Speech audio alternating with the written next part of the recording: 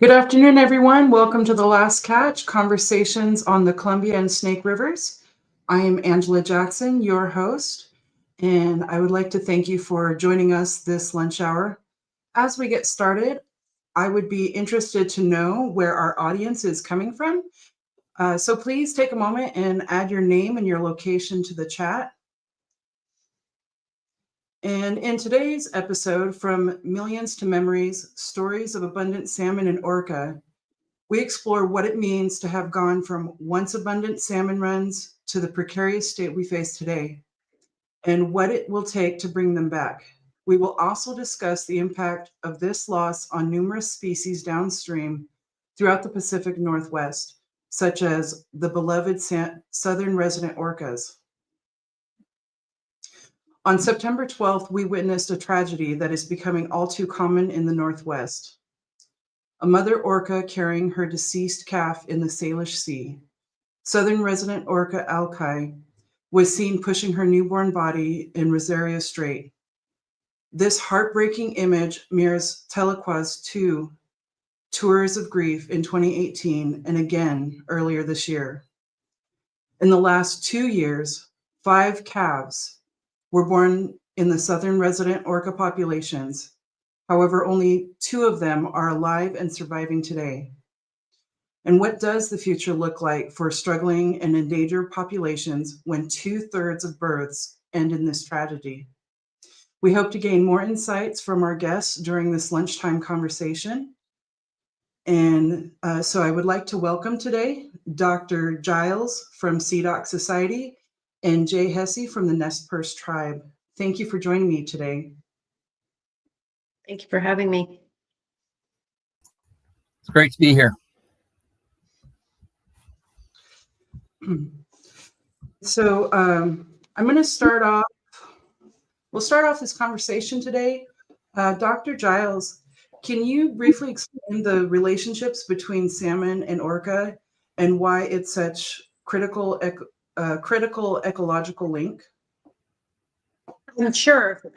So the southern resident killer whales are a fish-eating population. It's an incredibly small population of whales at this point, just 74, possibly 75 individuals. They co-evolved eating Pacific salmon. Their range goes from Monterey, California, all the way up to, according to their listing document, up to Southeast Alaska. But honestly, they've only been documented there one time. Really, their range is up to about Haida Gwaii, north of Vancouver Island, and then down to Monterey, California for Cape Cod and El Pod. So again, these are fish-eating killer whales that co-evolved eating Pacific salmon. And the problem is that back when they were co-evolving with these fish, the fish were much larger. Fish coming out of the Snake River could have easily been over 100 pounds, even 120 pounds.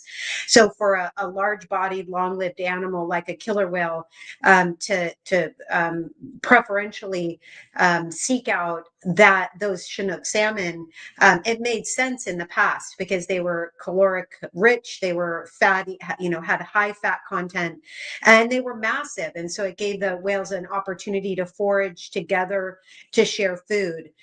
Now the problem is that salmon are shrinking. The average sized salmon in Washington state is just 12.5 pounds. So for these large animals that have to eat several hundreds of pounds of food per day per whale, that's a lot of foraging that has to go into just to meet their basic caloric needs. And what we're ending up finding is that the females that are not nutritionally sound are unable to bring their calf to term. They're miscarrying at a very high rate, and a lot of the babies that are born die right away. And so that's kind of it in a nutshell. But of course, the lack of salmon also has ecological implications for the river systems, the areas up very, very, hundreds of miles inland from the Pacific Ocean, because salmon used to be able to bring the ocean nutrients up into the upper watersheds. And so that's causing cascading negative impacts as well.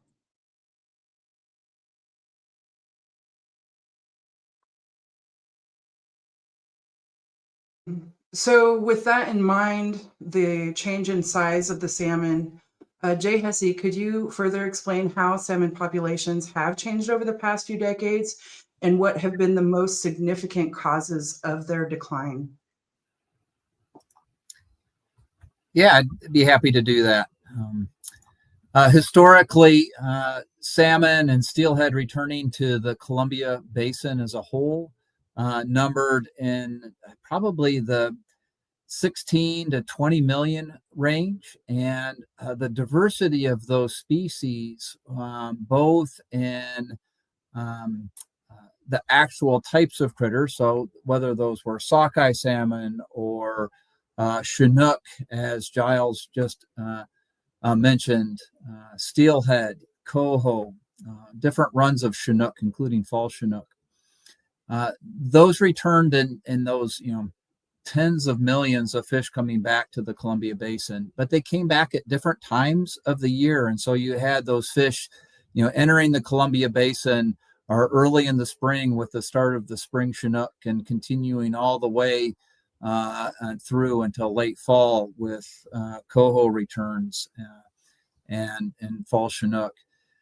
But those fish then would be present for both human interactions throughout really the entire calendar year, but also supplying an ecological role for the upper Snake Basin, one of the largest tributaries to the Columbia. Salmon represented really the main nutrient source for the ecology of that landscape, and a major chunk of Idaho, northeast Oregon, and southeast Washington tributaries. And those marine-derived nutrients from salmon really were the ecological engine for not only the biota in the streams, but up through really the ridge tops, and the signals of those marine-derived nutrients can be seen in tree cores and the sediment aspects throughout that area. So really a major function. So if you think about that historically, mid 1800s, and the 10 to 16 million or more fish, where we're at now, entering the Columbia Basin is 2 million fish this last year. And so just a fraction of that, and 2 million fish sounds like a lot, but relatively to where it was historically, that's just a small fraction. And then you start to petition that out into the different areas throughout the basin, and the numbers of fish returning into the Snake Basin into central Idaho are much lower. So and a vast majority of those are hatchery origin fish that return back to specific release locations. So about 200,000 total salmon and steelhead entered the Snake Basin this last year. And if you break that down into specific stock of spring summer Chinook, the species that Giles mentioned is so critical to Orca, the natural production of those fish was about 8,500 returning back to the basin. So that's into the entire Snake Basin. If you start to then distribute those out into the respective populations that still have fish going to them, you end up with about 33% of them, so about a third of the populations had 50 or fewer natural origin fish. That's just not enough to, one, supply the marine-derived nutrients for the ecology, but it is really on the brink of functional extirpation for those populations. So if you think about this in the context of the title of today's presentation, From Millions to Memories, the millions is highlighted for that mid 1800s. And we're really at the memory standpoint. But where I really become concerned is that the memories are eroding. And in human behavior, we tend to have some diminishing expectations as memories are lost. And so typically you have recognition of things about a generation back. By the time you get 7 generations back, which was the mid 1800s, you lose that connection and really even recall of once was what here. And so you start to become accepting of those diminished returns. And that's a real loss to tribal cultures in particular, but also the ecology throughout this landscape.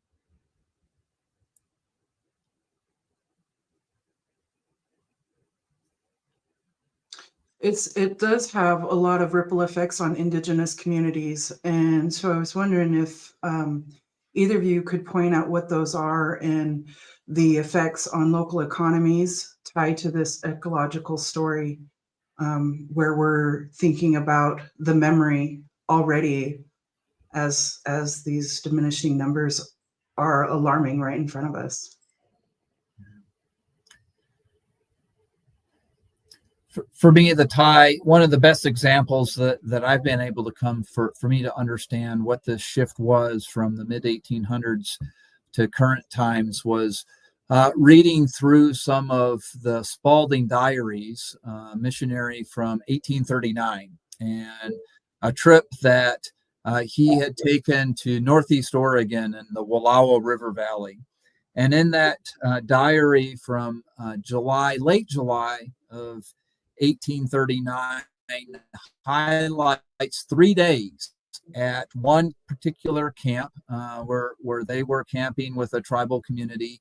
And in his diary, he highlights 300 fish taken on July 25th and 600 fish taken on July 26th and 600 or 700 fish taken on July 27th. You add all together, that's about 1,500 fish taken in one spot by one little small gathering of people. Today, if you look at what tribal harvest is for the Nez Perce community, it's kind of about double that for the entire season and for the entire Nez Perce. And so you think about 3 days at one spot now being equal to the total tribal harvest that's occurring, and the impacts that has not only on food sovereignty, fish that is a key nutrient value, but for community building, the lifestyles and culture that is centered around going out and being together and harvesting those fish is, I think, as important or more important as the nutrient value and food security that came from those fish resources.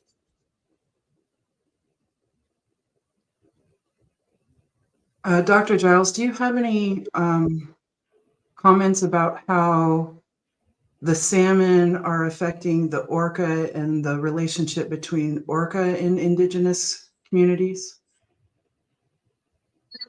I have more information or thoughts about that with it for this area where I am in the San Juan Islands, but I'm sure that it's. I would guess that it would be similar elsewhere.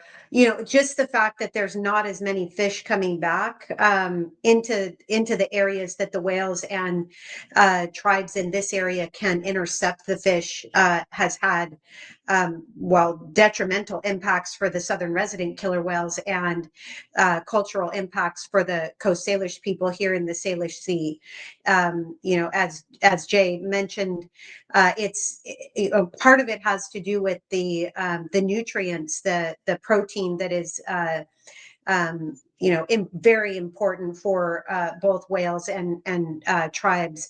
But there's also the cultural aspect or the community aspect that's lost. And we see that with the killer whales. We're seeing that with the loss of superpods. We just don't have opportunities for all members of all three pods to come back to the Salish Sea.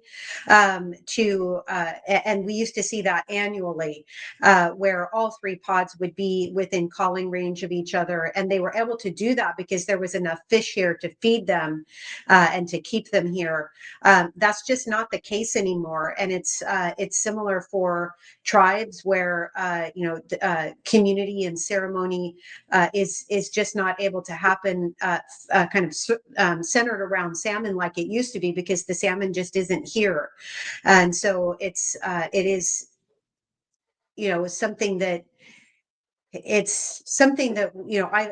been learning more and more about older ways of fishing, what's now called terminal fishing. So allowing fish to come back to the natal river and fishing at or near the river of origin. And to me, that's something that if we could move that way in fisheries management, it makes sense from the perspective of whales and for the tribes that are down in the areas where the fish are kind of the origin of where the fish are. It makes better sense to me to be able to fish at those areas, because then we can keep a better tab on making sure that there's enough fish getting up into the rivers to spawn. So the so-called the escapement number, and also an opportunity for again, whales and humans closer to the rivers of origin to be able to intercept them. And that's just not happening now. The fish is being caught in more in the open ocean or in Southeast Alaska, very, very far away from the spawning sites.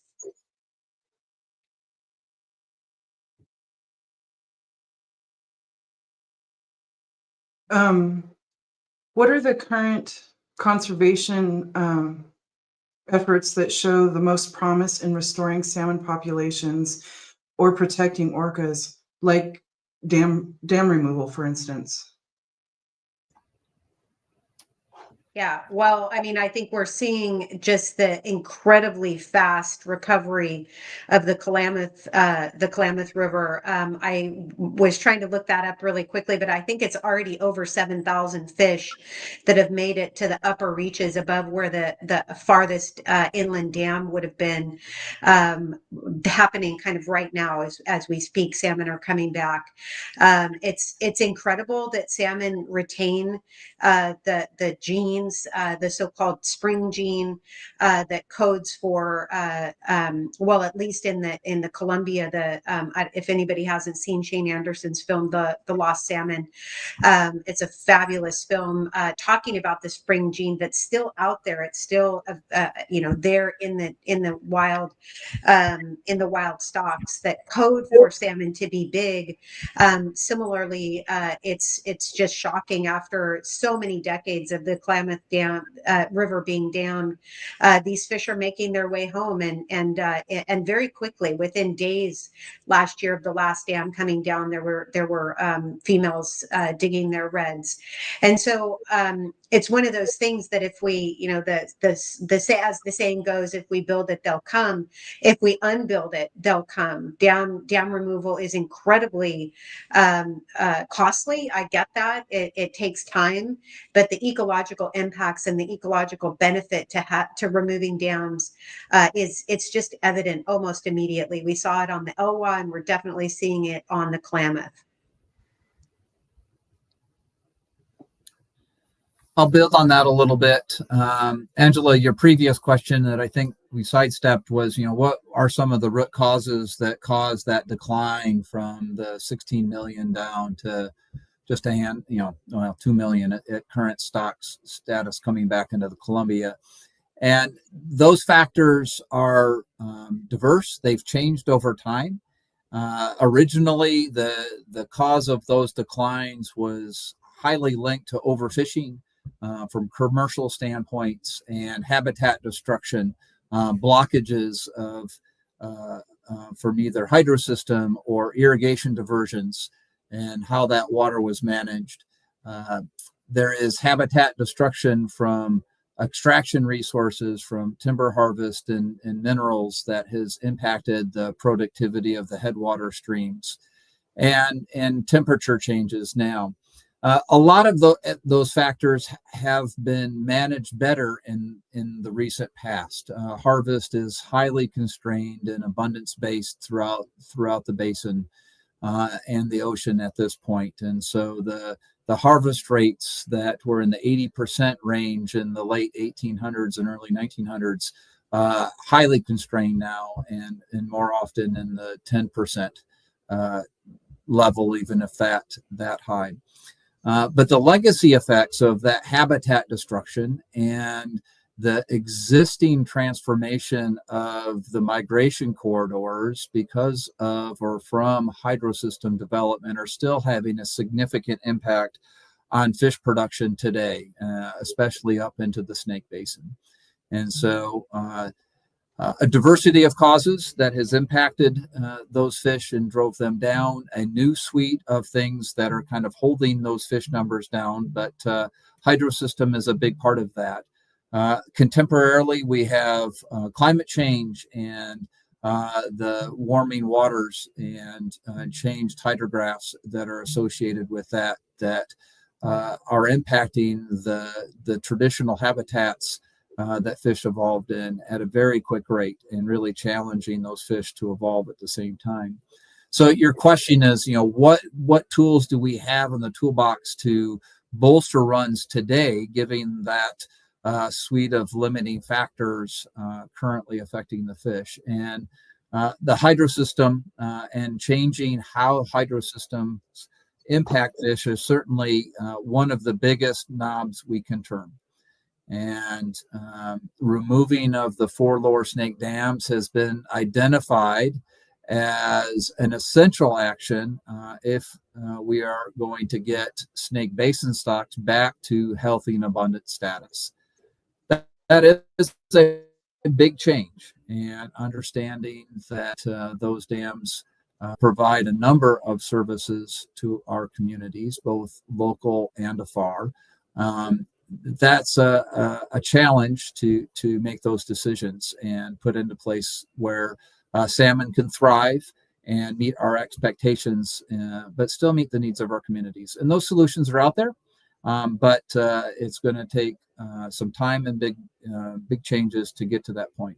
In the interim, the work that we do at the local landscapes to maximize or improve tributary habitat and make sure that fish have access to those habitats that are high in elevations and still connected to snowpack driven hydrology is going to be really important.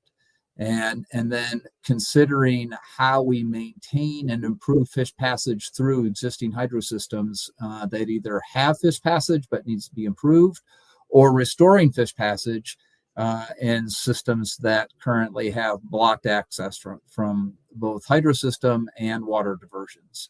Maximizing that freshwater productivity in multiple angles is really important. There's just not one thing that we can do. So we talk about the hydrosystem a lot because it's the biggest single knob that we can turn.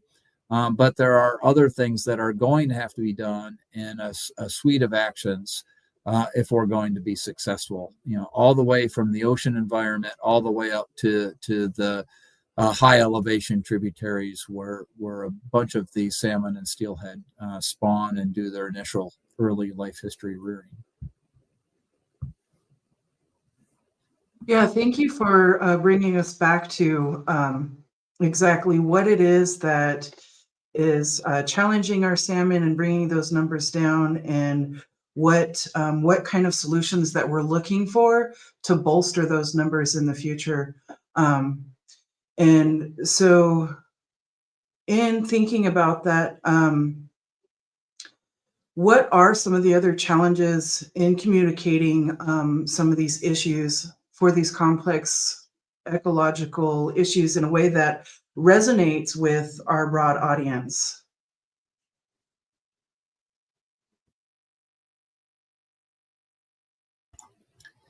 The communities that benefit from aquatic habitats, whether that's water that drives hydropower or river systems that supports navigation and the transport of goods and people, whether that's irrigation that supports ag communities, finding a balance in how we operate those that works with fish is a real challenge. We as humans are usually motivated by the resources that impact us most directly. And so if you're a farmer, you're really concerned about the water supply that you have for those crops. If you're tribal fisher, you're really concerned about the numbers of fish that are coming back to feed your family. In some ways, those are very similar. You think about farming practices and fishing; those are both food security issues, right? And how you maintain the environments that meet those food resources sometimes are competing. And unfortunately, as humans, we're pretty good at spinning messages to meet our own perspectives and not so good about listening or walking in other people's shoes. And so I think it is critical that we look for those messages that meet all needs and not to the entire detriment of someone else. How you do that is really difficult because it is complex. The science behind fish management and the diversity of fish stocks and the factors limiting those resources are really in depth. And in today's society, where you have to communicate in snippets of 30 seconds or less, it's really a challenge to communicate what those challenges facing fish are. For me, I'm still learning how to do that. Over the last couple of years, I've found that simplifying the message of how dire salmon and steelhead are doing really comes down to a simple cup and, saying historically that was full, what 16 million fish meant to Snake Basin stocks or, Chinook coming back to the Snake Basin, that cup would have been full. But today, the returns don't even cover the bottom of the cup. It's got to be boiled down to something that quick to catch people's attention. And once you have that, then you can have a meaningful dialogue about, the steps that are needed to be taken. A lot of work to be done on that and how we communicate. But it comes down to understanding that facts matter and listening to the experts and trusting that expert and respecting that information and what it's going to take, and then sitting down at the table and finding solutions that work for all and not just winners and losers.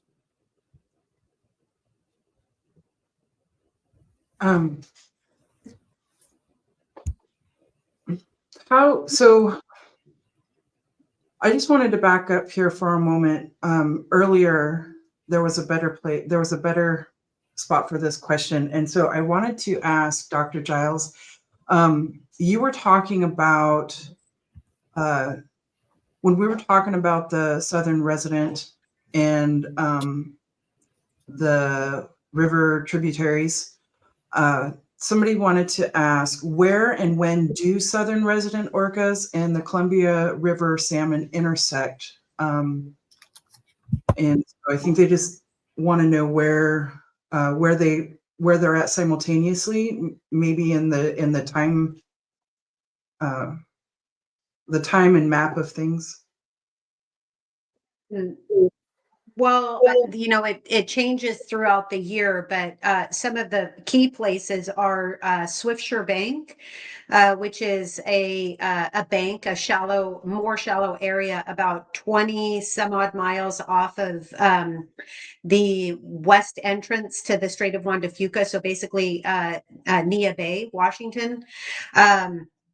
That's an important foraging area for the southern residents, and that's a staging area for fish that utilize that more shallow bank to kind of wait out the tide, depending on which way they're trying to go. And then also right at the mouth of the Columbia River, some satellite tagging that was done on the southern residents some time ago that has stopped since, I believe, 2016 or so. But prior to that, 12 or so southern residents were satellite tagged, and that data that was accumulated, that whole research project was done by the federal government, NOAA scientists at the Northwest Fisheries Science Center. They did that research, and the K's and L's looped at the mouth of the Columbia, especially in the late winter, early spring, a disproportionate amount of time compared to the other places that they were looping. Interestingly, K-Pod was also seen looping around the mouth of the Klamath River, and that was obviously long before the dams were coming down. But another indication that that would have been a historically important river for at least K-Pod and probably L-Pod as well.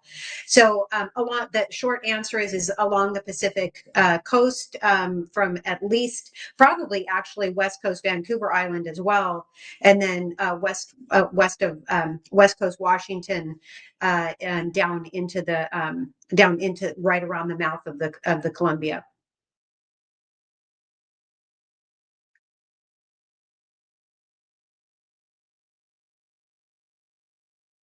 Are actions that individuals can do to help with the recovery of the Chinook salmon and southern resident killer whales?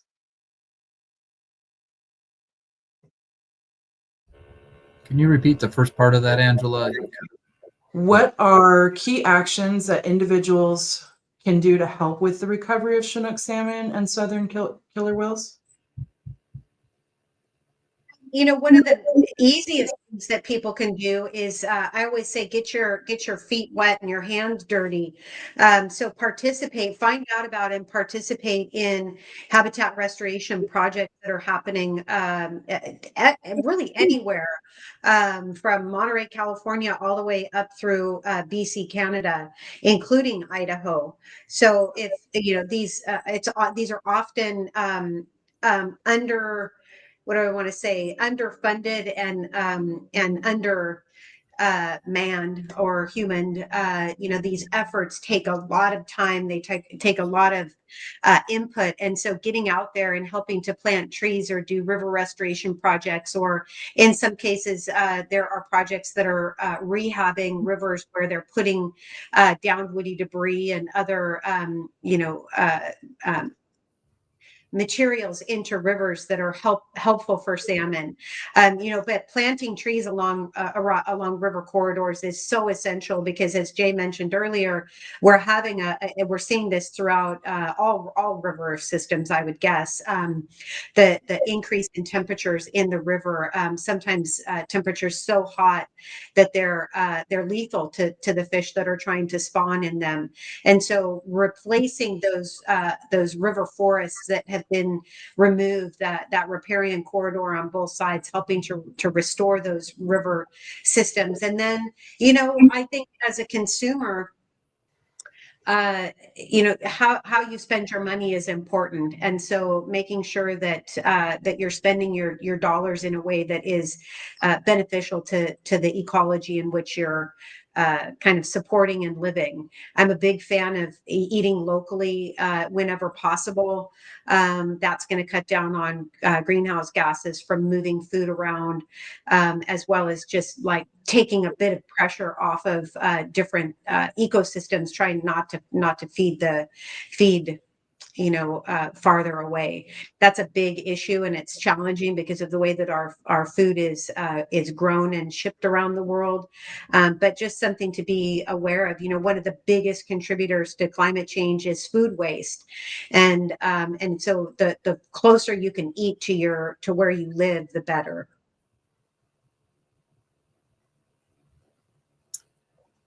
I think those are really good messages.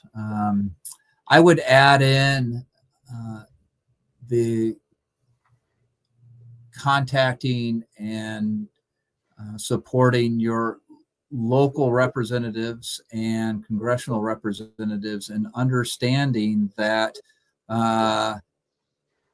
natural resources as a whole, but salmon and orcas are important to you as an individual, communicating that message to those individuals and asking them to be engaged and thoughtful in how we fund natural resource management and support, whether that's fish hatcheries or habitat restoration. But probably in today's society, it is a request for us to be thoughtful in planning the energy resources and water management aspects that are going to be central to growing populations. We're in a situation now where energy demand is forecasted to, it's not even forecasted, is growing at a rate not seen in the past. And we're going to have to build new energy generation and energy transmission resources to a great extent. That energy demand increase for the Pacific Northwest is predicted to jump by about 30,000 megawatts of energy in the next 15 to 20 years, I believe, is the time frame. So 30,000 megawatts, probably not a unit that means much to many of us, but understanding that breaching of the 4 lower Snake dams would take away or negate about 700 average megawatts. And so really the request and conversation that I think we should be encouraging and promoting our local politicians and congressional representatives to have is how do we build out the energy infrastructure in the Northwest for 30,000 megawatts in a way that works for Salmon, which is just 700. And so that's just really a drop in the bucket. And so that strategic planning aspect and not just thinking about who wins economically in the next year or two is really important. And I think a conversation that needs to be had. So act locally, as Giles has said, but I think also encourage the strategic thought process by our political representatives.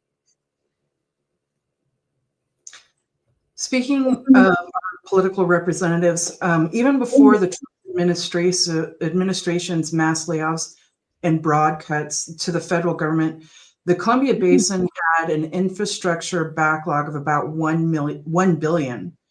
Now, many vulnerable hatcheries are only able to survive with the help of volunteers. Jay, do these cuts affect the Nez Perce tribe's hatcheries and other tribal operations? And if so, can the hatchery system continue to operate on a shoestring budget for basic needs? And additionally, do hatcheries benefit or harm wild salmon?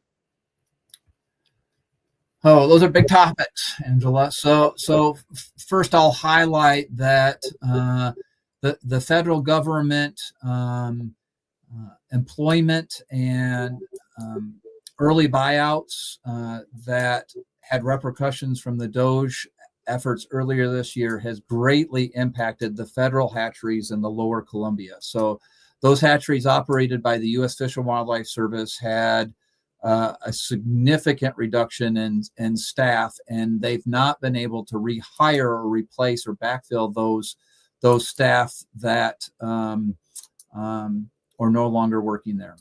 And so those U.S. Fish and Wildlife Service hatcheries are significantly shorthanded right now, to the extent that there are efforts ongoing being led by the Columbia River Intertribal Fish Commission to drum up volunteers to help with spawning and cleaning raceways at those federal facilities. And so maybe this goes back to your last question. If you happen to live by a U.S. Fish and Wildlife Service operated fish hatchery and want to get your feet wet and hands dirty, as Giles highlighted, there is opportunity to volunteer at those facilities. So go knock on the door and ask how you can be helpful. Your specific question in terms of Nez Perce tribal hatcheries and the collective hatcheries in the Snake Basin is those are not directly operated by U.S. Fish and Wildlife Service, and so they have not been impacted by the staff shortage like the hatcheries lower in the Columbia Basin. That being said, there is significant funding that comes from federal sources for those hatcheries, and we have had to work pretty hard to maintain that, just operational wise. So far, that has been secured, but not guaranteed going forward. The maintenance backlog that you highlighted is a huge issue in terms of $1 billion backlog for both hatchery infrastructure and hydrosystem infrastructure that impacts fish. The that is something that can have amazing consequences when things break, and whether fish passage facilities as a dam or water supplies at a hatchery break and are longer functional, those are not small impacts. Those can have consequential impacts on large numbers of fish. So for the Lower Snake River Compensation Program, which is a mitigation program in the Snake Basin to return fish back that were lost because of the construction of the 4 Lower Snake dams, that hatchery program has about 500 million worth of assets in its suite of hatcheries. There's a $2 million a year maintenance budget for that 500 million set of assets. That's enough to do your kind of routine maintenance. It is not any kind of buffer for when big things break. And that is where the hatchery implementers do a lot of the MacGyvering and fixing things with baling wire and duct tape at this point. And so we are at risk of having some major stuff break, and we're trying to figure out how to reduce that backlog. So there was an allocation of money 3 years ago from a rates distribution clause from Bonneville that really helped prop up some of the Snake Basin hatcheries and the critical infrastructure that was limiting at that point. But we're back to just trying to keep the wheels on the cart at this point and try to catch up. The longer that backlog exists, the higher the risk for major things breaking occurs. And so we do need to figure that out. But the Snake Basin hatcheries, the ones that the tribe operates directly, and the ones that we co-manage with our state and other tribal co-managers, wheels are on the cart. There's a big list of to-dos that is currently unfunded, and we're trying to figure out how to fill that in the near term. Thank you so much for that response. Dr. Giles, if the 4 Lower Snake River dams are breached over the next couple years, how long would it take for substantial runs to be enough for southern residents currently starving from the declined numbers? I'm probably not the best person to answer that question because I'm not a fisheries biologist. But it's I mean, my brain went to the old saying where, when was the best time to plant a tree? And it was 20 years ago. And when's the next best time, today, sort of thing. The faster we can get the dams down, the faster we can start seeing the salmon return. I guess a little bit better answer might be if we look at what happened on the Elwha and what's happening right now on the Klamath, it's pretty fast. The fish come back pretty darn fast. So, there are some, when you take a dam out, there are some ecological restoration components to that. There's a lot of fill that backs up behind the dams that needs to flush out, things like that. But more specifically, I can't. I'm not the right person to answer that question. Jay, do you have some feedback for that? How long it could take? Yeah. I think the reality, just so that we're on the same page, for breaching of the 4 Lower Snake dams, that takes congressional authorization, and then it will take some time to put the money resources in place and take that action. So that being something that happens in the next couple of years is not reality. I think that from a fish standpoint, having that type of transformative action happen within the next 8 to 10 years is really critical for the fish. As we've looked at the trajectories of population decline, having that type of survival boost is really critical in the next 2 generations of salmon. The time frame that it would take to actually see a numeric response in fish, as Giles highlighted, in some ways will be immediate and benefiting fish that are coming back upstream. But for the majority of that, it's going to take a life cycle of and multiple generations to build these stocks back up. So removing the 4 lakes lower snake dams will have transformative effects on the numbers of juveniles making it to the ocean, and the condition of those fish once they do reach the ocean will be better, and their survival will be higher, and bringing more adults back. That will certainly boost the numbers of fish, but that takes a 4-year cycle before you start to see the fruits of that labor, even after you take the dams out. It will not be an instantaneous recovery back to healthy and abundant levels. It will take multiple generations. Hatcheries will play a role in boosting that to a quicker rate, but we don't have hatcheries associated with most of the natural production, and so that will take likely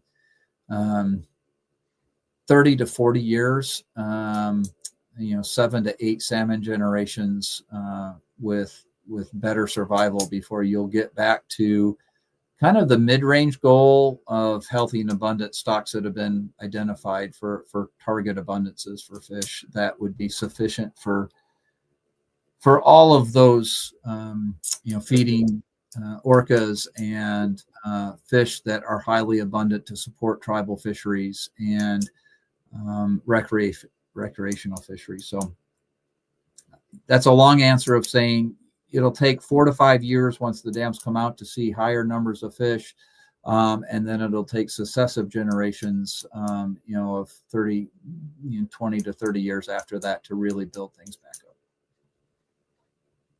Thank you. So looking at the response of the salmon after the Klamath Dam removals, the southern resident orcas have recently been seen farther south in the Puget Sound than they have been in decades. Does this mean that perhaps the fish habitat restoration work done there may be enough to keep the orcas from starving another few years until we can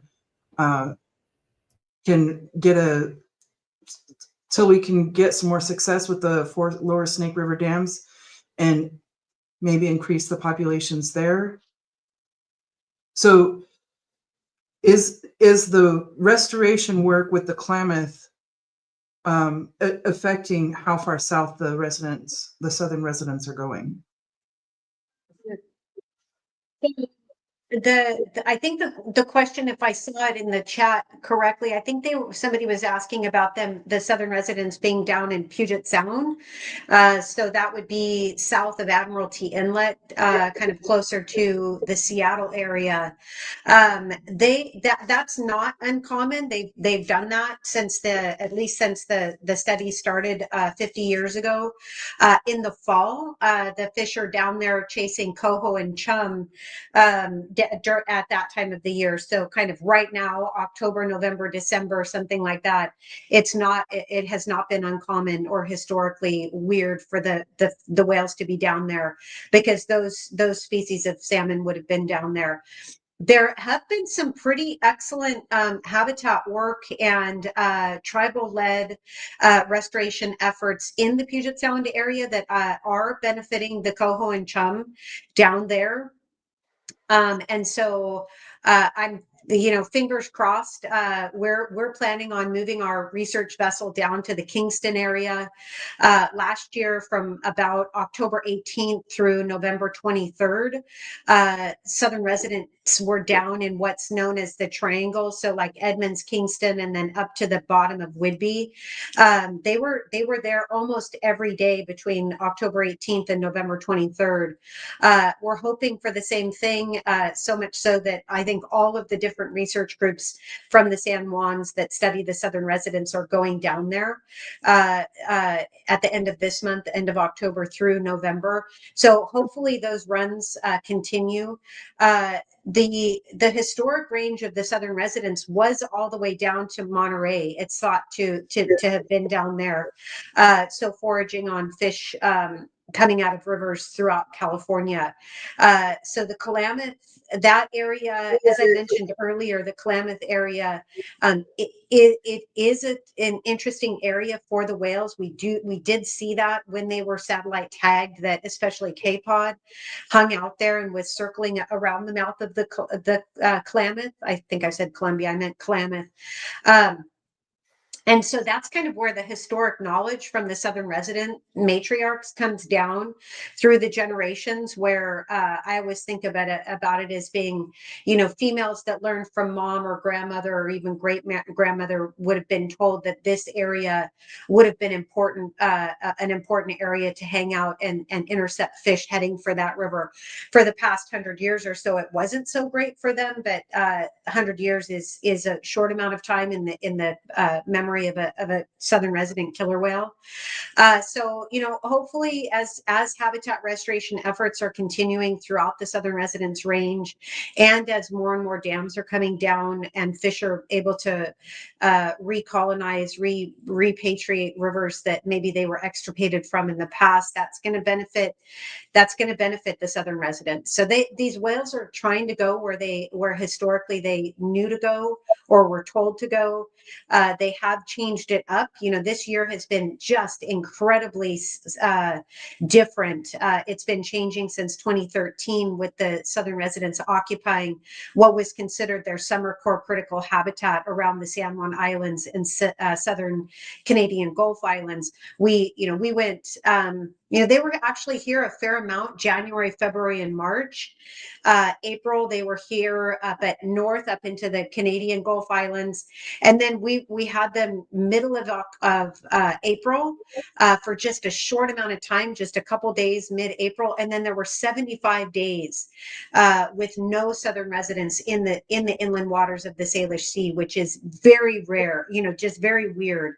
In the past, we would have expected to have them here from mid-May through September, foraging on salmon from Washington rivers, but also the Fraser River in near the terminus is at Vancouver, the city of Vancouver. This is changing. The southern residents are not able to come into the inland waters like they used to be. They're hanging out on the outer coast and intercepting those fish that are bound for other rivers. So, sorry, I totally got off on a tangent, but just kind of trying to give a feel for the historic routes that the southern residents would have gone to. And back to the question, again, not uncommon for them to have been in the South Puget Sound or Puget Sound proper, down closer to Seattle in the fall. And we do hope to see that again. And again, as the Klamath River continues to heal, I absolutely do expect to have Ks and Ls down there foraging on fish headed for that river. I also understand that the orcas are going as far south as the Nisqually River Delta, which is south of Tacoma Narrow Bridge. I understand this is significant as the Nisqually tribe restored 750 acres of delta and removed 4 miles of dikes, which has been instrumental in restoring the Nisqually River salmon. Yeah, those restoration efforts just cannot come fast enough. It's just fantastic to see how that estuary is rebounding.